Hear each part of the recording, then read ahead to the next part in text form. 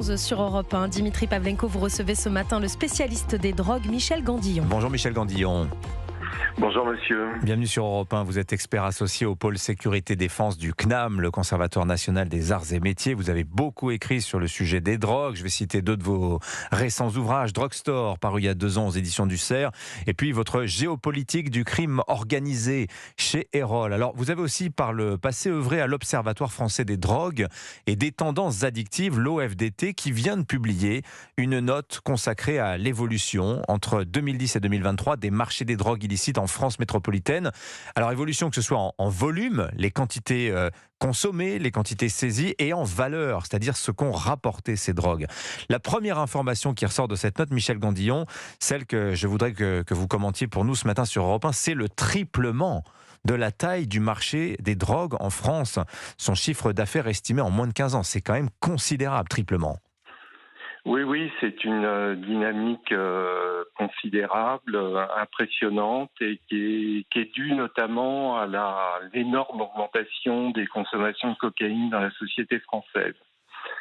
Alors on dispose de chiffres sur l'évolution de la consommation depuis le début des années 90. Et en l'espace d'une trentaine d'années, les consommations de cocaïne ont été multipliées par 9, si vous voulez, et avec une accélération ces dernières années, puisque depuis 10 ans, les consommations de cocaïne ont été multipliées par 3. Et que donc aujourd'hui, en termes de chiffre d'affaires, je dis bien pas du nombre de consommateurs, mais de chiffre d'affaires, la cocaïne aujourd'hui est le premier marché en valeur. Oui, alors c'est en effet le fait majeur aussi de cette étude, c'est-à-dire qu'aujourd'hui, la cocaïne rapporterait plus de 3 milliards d'euros aux dealers en France versus 2,7 milliards pour le cannabis, qui reste quand même la drogue la plus consommée en France, mais elle est nettement moins rémunératrice au gramme, si l'on peut dire. Alors, vous avez une expression, Michel Gandillon, vous dites qu'on est dans les 30 glorieuses du marché des drogues. Comment vous expliquez ça ? Eh bien, écoutez, de toute façon, c'est un constat qu'on peut faire, un constat objectif compte tenu de la dynamique des consommations. Alors, effectivement, il y a eu à partir des années 70, si vous voulez, après les années 68, un développement des consommations de drogue dans la société française, et notamment une explosion dans les années 80-90 des consommations d'héroïne. Et ça restait quand même en termes quantitatifs relativement limité.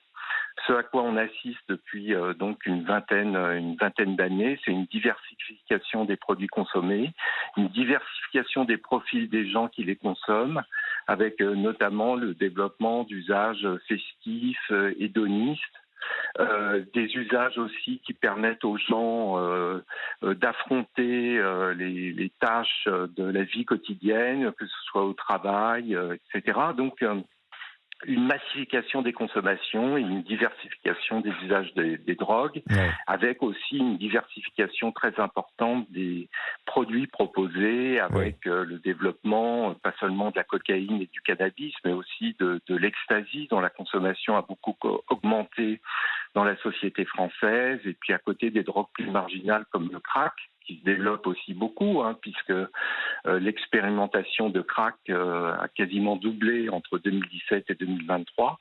Donc voilà, tout un patchwork de substances avec des effets particuliers adaptés aux besoins de chacun, en quelque sorte. Alors évidemment, ça pose une question, mais à la limite, c'est pas tellement votre sujet, Michel Gandillon. C'est pourquoi ce tel besoin de drogue aujourd'hui dans la société française. C'est un sujet de santé publique, c'est un sujet de santé mentale aussi très important. Mais pour revenir à notre sujet, l'explosion de la consommation et du trafic de cocaïne, comment vous l'expliquez, Michel Gandillon ? Est-ce que c'est le fait que l'offre a fortement augmenté ? Il y a une révolution industrielle dans les pays producteurs de cocaïne ? Enfin, expliquez-nous. Oui, alors il s'est passé quelque chose de très important, c'est qu'effectivement la Colombie, qui est le premier producteur mondial de cocaïne depuis longtemps, voit sa production s'accélérer, puisque en 10 ans, la production de cocaïne en Colombie a été multipliée par 8.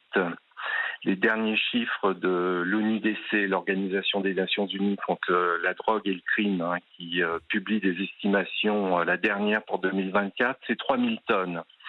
Il faut savoir qu'en 2000, quand les Américains ont lancé le plan Colombie pour lutter contre le trafic de cocaïne, la production mondiale, donc en 2000, était estimée à 900 000 tonnes.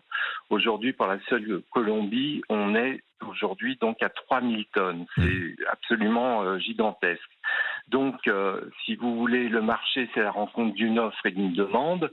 L'offre aujourd'hui est pléthorique et notamment elle vise l'Europe, puisque les États-Unis sont un marché stagnant ou en déclin pour les trafiquants.